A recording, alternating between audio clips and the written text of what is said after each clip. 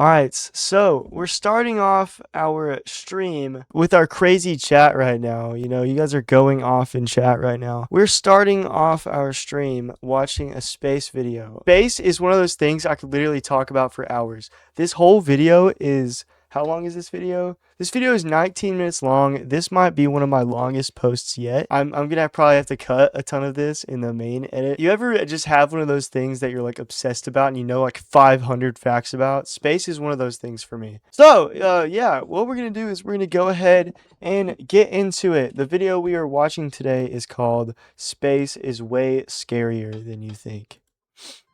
On February 7th, 1984, 317 miles above Earth, Bruce McCandless pushed away from the space shuttle and into the history books, taking the largest first step in human history.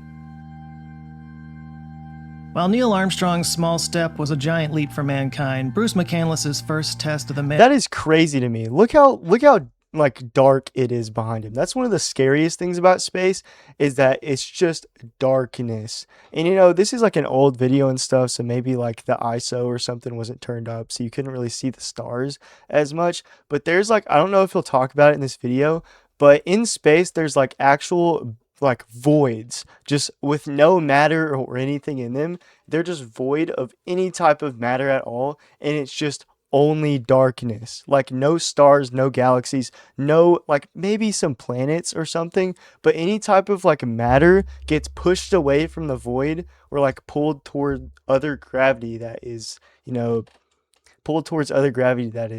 bordering the void, so it has no reason to be in the void. But there's just pockets in space where it's like 400 million light years of nothingness. Like if you were in the center of that, it would be darkness, like no up and down. It's terrifying. So I really hope it gets into that like aspect of space in this video, but I really have no clue. And maneuvering unit was a plunge into infinity. Space is big. In size, obviously, but also in the way that it stirs our imaginations. The very concept of nothing is hard to fully process. And if space is anything, it's a whole lot of nothing. Potentially infinite nothingness.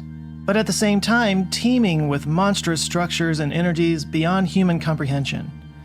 Filaments made up of thousands of clusters of galaxies, each with hundreds of billions of stars.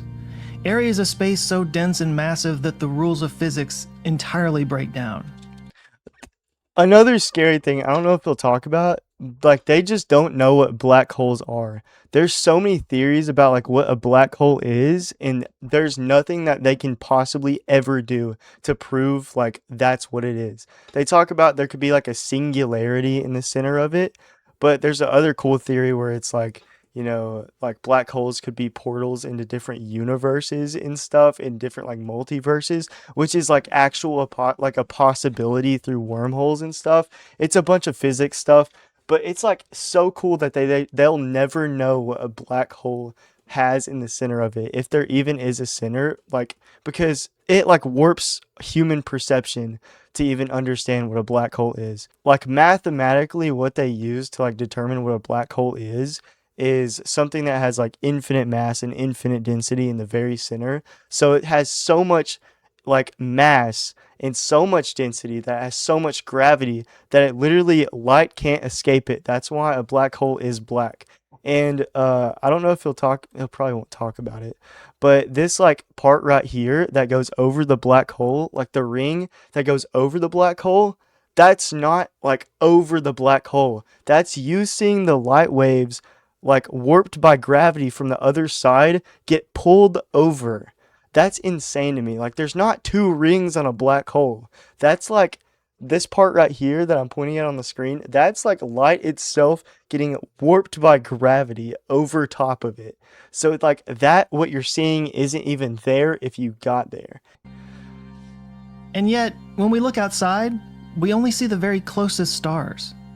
All the rest of it is just out there, hidden in the endless darkness, like an eldritch horror.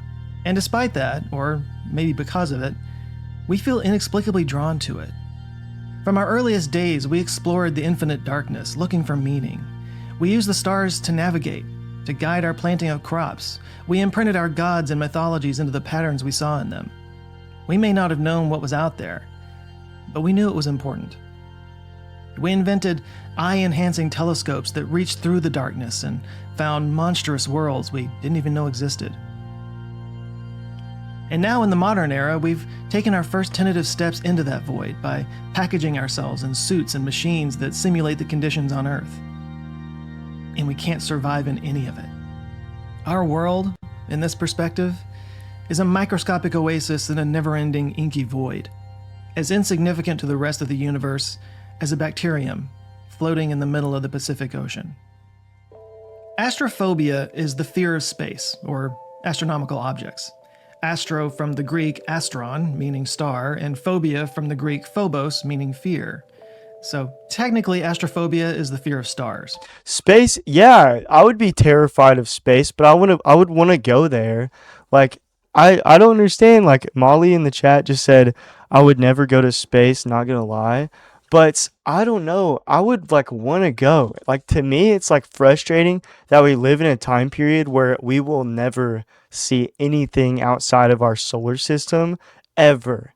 Like literally, probably in the next 10,000 years, we probably will, like, a human will never be outside of the solar system because there's no reason to, because we don't have the technology to ever be that far from the solar system, you know? Or we do, but it would take us like generation, like we would die before we ever got to anything. So there's no point.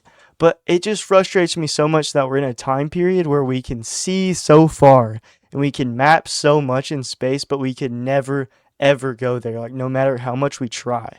And I don't know. I would love to live in a time period where we could just like explore stuff. Or if someone gave me the opportunity to be like, yo, like you could be one of the first people on Mars, but you have to stay there forever.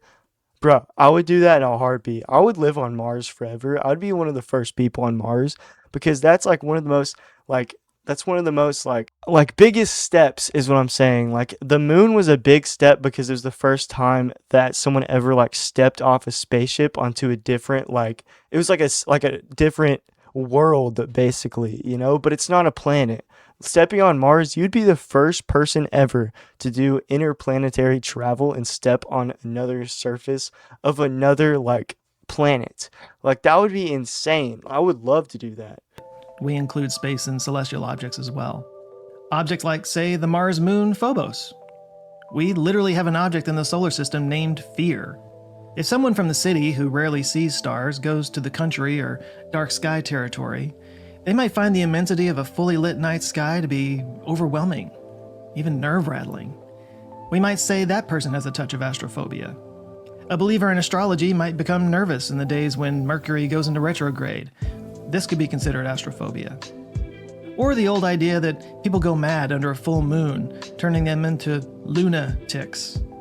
That's astrophobia. In the ancient times, comets were thought to be harbingers of disaster. In fact, that's where the word comes from, dis-aster, bad star. But there's another type of astrophobia, one that's not specific to an object or a superstition, but something much deeper, a kind of cosmic existentialism. Have you ever laid in the grass on a clear night and just... Ooh, that's peak. Have you guys ever done that? Where you like go outside at nighttime and it's like super, super dark? That would be like the best feeling you'll ever have in your life. If you just like go outside your house at nighttime and you hit one of these. Like you hit like a deep breath and you have like the most existential like thoughts of your entire life. Took in the sky, just let it wash over you and kind of become a part of it. A strange sensation starts to come over you that you're not actually looking up. You're looking down. Below you is a drop into an infinite void, and the only thing keeping you from falling is the fact that you're stuck to the ground by gravity. This shift in perspective is a bit of a transformative experience, and I recommend everybody to have it at some point in their lives. Certain chemicals can help that along, just saying. But that perspective is a bit more accurate. In space, there really is no up. There is no down. It's just out in all directions, forever. And the only thing keeping you from falling into it is this invisible force called gravity, which we still don't really understand. And it's a good thing because if you were to ever go out in any of those forever directions, you'd be dead after 5 miles. That's it. That is as far as a human can go in that direction before we can't breathe anymore. 5 miles. 8 kilometers. You could walk that distance in a little over an hour. That's nothing. And everything beyond that will kill you. Fear of space indeed. We exist on a tiny sliver of space, on the surface of a tiny planet. And even in that sliver, we can only survive on land, which is only 29% of the total surface. And even on that land, only 43% of it is habitable. The rest will kill you with oppressive heat, extreme cold, and choking forests. Earth can kill you in a million different ways. You can dehydrate, drown, fall off a cliff, get hit by lightning, consumed by fire, consumed by a lion, or a tiger, or a bear. You could eat the wrong berry, or pet the wrong snake, or get bitten by the wrong bug, or go to Australia. You could get blown up by a volcano, or breathe a toxic gas, catch a disease from a rat, or have a small number of blood cells clot up and travel to your brain, or just wait long enough. One way or the other, the Earth always wins. Nobody has ever survived Earth, and yet it's the only place in our solar system we can survive. If you teleported to the surface of Mercury, you would lose consciousness within 20 seconds for lack of oxygen, and in the vacuum of space, your skin would boil as gases in your blood flash into bubbles, like a carbonated soda. If you were teleported to the sun side, your body would bake on the 800-degree surface. If you're on the shadow side, it's immediate frostbite at negative 290 degrees. If you went to the surface of Venus, you wouldn't have time to suffocate from the lack of oxygen because you would immediately burst into flame from the 867-degree air temperature, while simultaneously being crushed by an atmospheric pressure 92 times higher than here on Earth. It would basically be like the Titan submersible, but on fire. On Mars, you might have a relatively warm day, but you'd still suffocate. There's only 1% of our air pressure there, and almost none of it is oxygen. So you'd get the worst case of the bends imaginable, and then pass out. Teleporting to the surface of Jupiter would be difficult because there's no real surface on Jupiter, just thick atmosphere that gets thicker as you go down until it turns into liquids and solids and states of matter we don't even understand. You would basically just fall until you were crushed into a diamond. Somewhat the same thing on Saturn, but breathing the ammonia clouds would scorch your lungs first. Neptune and Uranus are so far away from the sun that the hydrogen atmosphere freezes solid. That's why they're called ice giants, which is what you would be within seconds of going there. At negative 371 degrees, your body doesn't freeze, it vitrifies. Basically turns into glass. Our sense of scale about space is completely skewed because you can't really image it. To show it remotely at scale, you wouldn't. Yeah, have you seen those things where it's like they try to scale space correctly? And it'll be like, it'll show like what a kid's scale they get, like a science fair is. And it'll be like a sun and then like a planets like this, about this far apart. Like this is how big the solar system is compared to the sun this big. No, it's like literally they put like the sun, like a real scale is like if the sun was the size of a tennis ball, the earth would be like 4 football fields away or some shit. Or it's like, or like Pluto would be like 4 football fields away. And like the earth would be like a football field away. It's stuff like that. It's crazy. What about aliens? I don't know if he'll talk about aliens and stuff. I really hope he does. Because aliens are one of the freakiest things ever. Because if you think about it, the chance that the tiny like 0.00001% chance that like any life even happened on Earth ever, if you have that tiny percentage times by, how many planets there are, it becomes a big percentage that there's another, alien form of alien life out there, whether it be like microbes or some type of, carbon-based life form like us, but it's pretty unlikely that there's going to be aliens that are super intelligent because there's so many factors. Intelligent life is a lot more rare than just regular life. That's why we are so rare. But the only way that we know that we're rare is because we have evolved to be intelligent. It's kind of like the puddle theory. It's like we know these things because we are here. I would never want to go to Uranus. Sounds crappy. Good one. Solid joke. All right, adding that one down to the joke book. really be able to see anything. It takes 8 minutes for light to travel from the sun to the Earth. It takes light about 8 hours to reach the outer edge of the Kuiper Belt and leave our solar system. So one light day is 3 times longer than the radius of our solar system. One light year is 365 times that long. Our closest star is 2.24 light years away. Polaris is around 450 light years away. The farthest star that you can see with the naked eye is V762 Cassiopeia, a supergiant star approximately 16,000 light years away. While we're looking at the Milky Way, we sit about halfway between the center and the edge. If we went to the edge, it would be 25 to 28,000 light years, making the radius of the Milky Way about 50,000 light years, roughly 100,000 all the way across. These distances are ridiculous, but that's nothing compared to the distance between galaxies. The closest galaxy is Andromeda, which is 2.5 million light years away, 25 times the length of our galaxy. I didn't We're realize part it of was the that local far. group of galaxies, roughly 10 million light years across. And that is inside the Virgo supercluster, which contains 100 galaxy clusters and made up of 10,000 galaxies, spanning 110 million light years. And that is part of the Laniakea supercluster, including the Virgo supercluster and the Hydra Centaurus supercluster, that are all flowing toward a region known as the Great Attractor. It's 500 million light years across. Have you guys seen that stuff about the Great Attractor? Like literally everything in the universe is being pulled towards this like one thing, and they don't know what it is because our Milky Way is like turned to a like angle where it blocks out what the Great Attractor is. So we won't know what it is, you know, because we can't get to it. The Milky Way doesn't really just turn a lot, so we'll never know like what the Great Attractor is. Like, which is scary. Like, everything in the universe is being pulled towards something. We just don't know what it is. Laniakea is one of the superclusters that makes up the Pisces-Cetus supercluster complex. It's a galaxy filament 1 billion light years long. At this scale, the cosmos breaks down into filaments and Smash like and subscribe. voids, including the Boötes void, which is 300 million light years across. Just pure emptiness. This is what I was talking about. The voids. Yes, 300 million light years across. Do you realize how far that is? Like that's unfathomably far of just nothingness, complete emptiness in space. That's the scariest thing about space to me. Beyond this is the cosmic web, which is where our numbers break down. All told, the observable universe is agreed to be about 93 billion light years across. Given the absurd scale that we're dealing with, one can only assume that the universe is filled with billions, even trillions of different planets harboring life.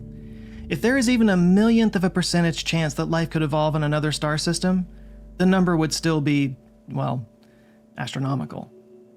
Arthur C. Clarke once said, quote, "Two possibilities exist. Either we are alone in the universe, or we are not. Both are equally terrifying." If the universe is teeming with life, that would mean that it's filled with potential hidden threats all around us. But it would also mean that we are not special. We do not have some privileged place in the universe. We are not the universe experiencing itself. We're just a really weird fluke of organic chemistry that happens from time to time. That's another scary thing. Like, are we just a mistake? Like, are we just a chance? And I've never understood like how life could possibly start, you know, either way, you know, in a religious way or in just a regular, you know, organic science way, you know, either way, it doesn't make sense. Devoid of meaning and purpose. If there is no life outside of Earth, then we are truly alone, floating in an infinite void, which would be, in the words of Ellie Arroway, a huge waste of space. It's such a waste of space, it feels unreal. Perhaps a simulation? What if this really is just a massive game that creates itself as we explore the virtual universe? The further out we look, the more we see. When Hubble took its deep field photo pointing at a tiny dark patch of sky and finding thousands of galaxies, maybe those galaxies literally didn't exist until we looked there. Maybe the structure of the universe didn't exist until we figured out how to map the cosmic microwave background radiation. Maybe you and I are just ones and zeros, and what we experience as consciousness is just a sim program, just existing in a game. This is a popular theory, if maybe a little bananas. A belief in it is understandable, considering the equally baffling absurdity of the physical universe. There is a more elegant solution, though, one that allows for a universe teeming with life but simultaneously seemingly void of life. But it's no less existentially terrifying. The term Great Filter speaks to the idea that basic life like single-cell. Oh, the great filter. Isn't that like where like if something gets so advanced, it'll just like kill itself off or something crazy? Like humans, we are so smart, like we could literally have world peace if we really wanted to. Like we could have world peace, we could explore the galaxy and just like let like put our all of our problems aside and like combine forces and all live for like the greater good of humanity. But we just like choose not to. We like are like if people get too intelligent, we like kill each other off with like nukes and stuff instead of actually, you know, helping each other out. Or this could be completely something different. I don't know, but I've heard that. Have you guys talked about that before? It's like it might be the funnel something, like the funnel theory or like the society. I don't even know. Where there's like theories that societies before us lived on Earth, but they all died out, like Atlantis and stuff like that. Bacteria might be common, but intelligent life encounters barriers that prevent it from existing everywhere. Some think the Great Filter occurs before intelligent life. For example, the evolution from single-celled organisms to multicellular organisms, that might be a Great Filter. After all, the Earth is 4.5 billion years old, and single-cell life began relatively early, some believe around half a billion years. But it wasn't until 1.6 billion years ago that multicellular life arose on Earth, meaning it took 2.5 billion years for life to make that jump. Perhaps this is such a remarkably rare event that it could be considered a Great Filter. Others suggest the So it's not what I was talking about at all. Great Filter is something that still awaits us, that it occurs after intelligence evolves. Maybe because of a cataclysmic cosmic event, or the death of their star. Maybe it's a predatory alien civilization engaging in dark forest gamesmanship. Or maybe because intelligent civilizations inevitably drain their own resources and wipe themselves out. Perhaps intelligence isn't the ultimate goal of evolution, but a mutation of it, a kind of cancer, a metastasis that requires an unsustainable consumption of resources that inevitably dies out. All of this is an overdramatic way of saying that You said so. Someone in the chat just said, "So nothing matters." The end. No, that's not true because it's not saying like nothing matters because that's not true. Like the fact that you're here and right now and like watching this video, the chances of that is so rare. You know, maybe in the fact that maybe nothing matters. In the fact that like you should do like what you would want to do in this life, to make yourself happy instead of, doing stuff, as long as you don't hurt other people, obviously, you don't do stuff to make you happy that'll hurt other people. But like maybe in the fact that, um nothing matters, like, we're so insignificant in this universe. Do what makes you happy in life, get a job that makes you happy, even if it doesn't make a lot of money, because you want, to live your life to the fullest. Do that, bro. It doesn't matter. But saying that your life doesn't matter because we are so small, or because, you do feel kind of like overwhelmed by the scale of the universe, that's just not true at all. Like, you shouldn't be that way at all. Because the fact you are here and having those thoughts, and you are intelligent life on this planet, you are so rare. You are so, so rare. So, like, not experiencing it to the fullest, you're kind of just selling yourself short. It's kind of just like, what the fuck are we doing? That's how I've always thought about it. I've always thought about, like, I'm going to do with my life, like, what would make me happy. And, there's a whole argument about talking about living for tomorrow and not living for 80 years from now, like, talking about blowing all your money. Like, I don't think you should do that. I don't think you should blow all your money, do drugs, do alcohol, like, all this stuff just to be happy today. Like, screw myself when I'm 60 years old, because whatever. Like, I don't think you should live like that at all. Because then, when you're 60 years old, you're just making your life worse then, you know? Like, that's just a bad way to live. But I just say, like, take every single day, like, day by day. Take it as if you're trying to, progress in your life, make your life better in the end, because you're only gonna live one time, unless you believe in some type of religion where you're gonna reincarnate and live another life. Which if you do, like you do you, but like still don't screw this lifetime over.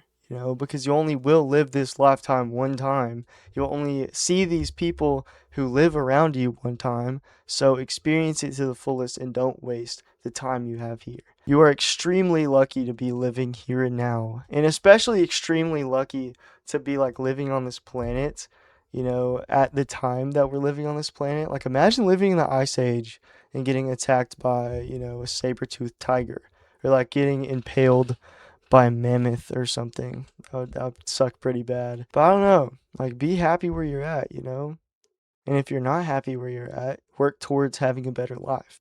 Maybe intelligent civilizations have a time limit. And if there's anything as absurd as the space in the universe, it's the time of the universe. The two are fundamentally linked after all. The average lifetime of a species here on Earth is between 5 and 10 million years. Intelligent life might fare better, or it might fare worse. But we can give ourselves the benefit of the doubt. Let's just say we last 10 million years. In the 13.8 billion year history of the universe, that is a line so thin, you can barely see it on the screen. Even if life was common, even if intelligent life were common, even if every single star system in the universe were capable of creating intelligent life at some point before that star system dies out, it is entirely plausible that all of those civilizations rose, conquered, and ended at different windows in the universe, and never knew that any of the others ever existed.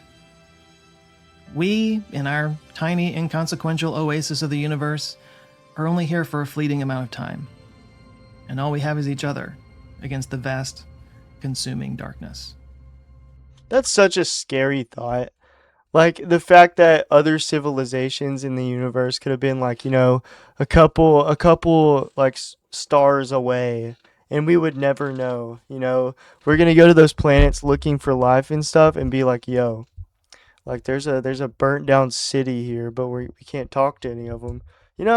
Like that might be a stupid thought, but bro, like the chances of us like finding intelligent life is so like tiny, so minute. Like they could be on the other side of the universe, and we would never even know. We would never know. Like we could be at the point where we could explore the whole universe, and we can't find intelligent life because they died 10 million years ago, or they haven't risen up yet, but they'll be there in 10 million years. Like that's just, it sucks. It sucks if you think about it that way. On Valentine's Day in 1990, the Voyager 1 spacecraft, well past the orbit of Neptune at this point, took one last look back toward the inner solar system and snapped a picture. This picture held no scientific value. In it, there was nothing we could learn that we didn't already know. But in this photo, Voyager captured Earth from over 6 billion kilometers away, making it look like only a cluster of blue pixels. Carl Sagan championed this photo and called it the pale blue dot. It is, in a sense, the most accurate photo of our species ever taken. In Carl's words, "From this distant vantage point, the Earth might not seem of any particular interest. But for us, it's different. Consider again that dot. That's here. That's home. That's us. On it, everyone you love, everyone you know, everyone you ever heard of, everything that every has human ever being happened. who ever was, lived out their lives.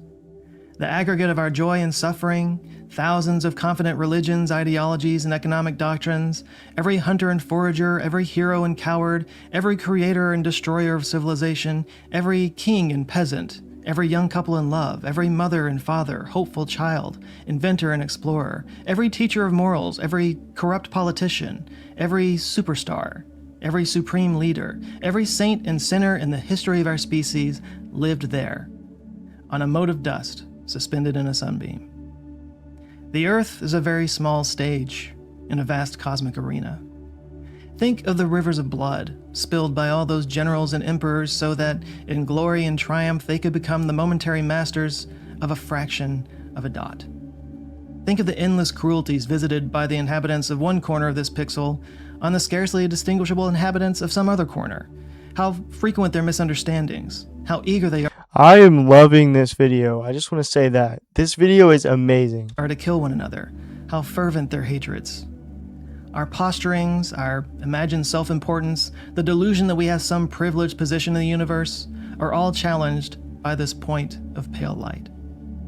Our planet is a lonely speck in the enveloping cosmic dark. In our obscurity, in all this vastness, there is no hint that help will come from elsewhere to save us from ourselves. The Earth is the only world known so far to harbor life. There is nowhere else, at least in the near future, to which our species could migrate. Visit, yes. Settle, not yet. Like it or not, for the moment, the Earth is where we make our stand. It has been said that astronomy is a humbling and character-building experience. There is perhaps no better demonstration of the folly of human conceits than this distant image of our tiny world. To me, it underscores our responsibility to deal more kindly with one another and to preserve and cherish the pale blue dot, the only home we've ever known. I wonder if like the world would like change at all. You know, if like a lot of people were like if a lot of people were educated on how big the universe is and how insignificant we are as a species, if the world would change in like any meaningful way. You know, if people would stop fighting as much, if people would care for one another as like more or less, if there'd be like some type of like big change.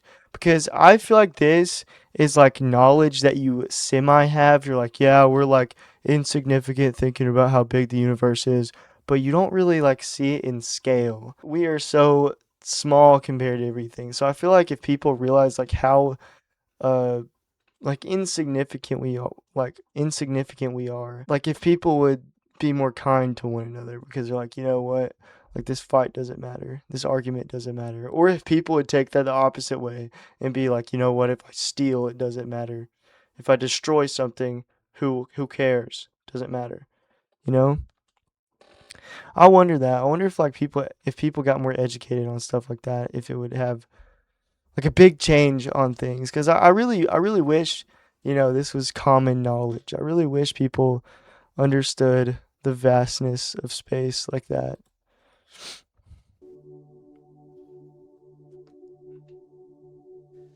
Space is scary, and yet we are drawn to it. It's the ultimate call of the void.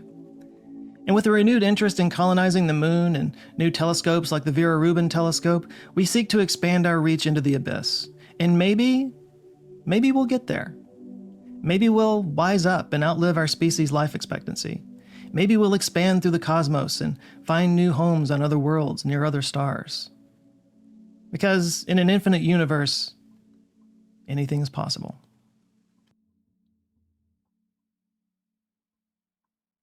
The expansive scale of our universe is beyond comprehension, but your comprehension skills are not beyond expanding. I think the rest of the video is probably just sponsor. Yeah. Anyways, that's a great video. Great video. That video was by Joe Scott. If you guys want to subscribe to Joe Scott here, he's in the middle of the screen. Great YouTuber, bro. I love listening to his videos. You guys ever listen to like space videos and stuff whenever you guys are about to go to bed? Because that's what I do. That's what I do. That's what I do to go to sleep. But yeah, great video. 10 out of 10. Remember, guys, to like and subscribe because we're almost at 1,000 subscribers. How many are we at right now? How many subscribers are we at?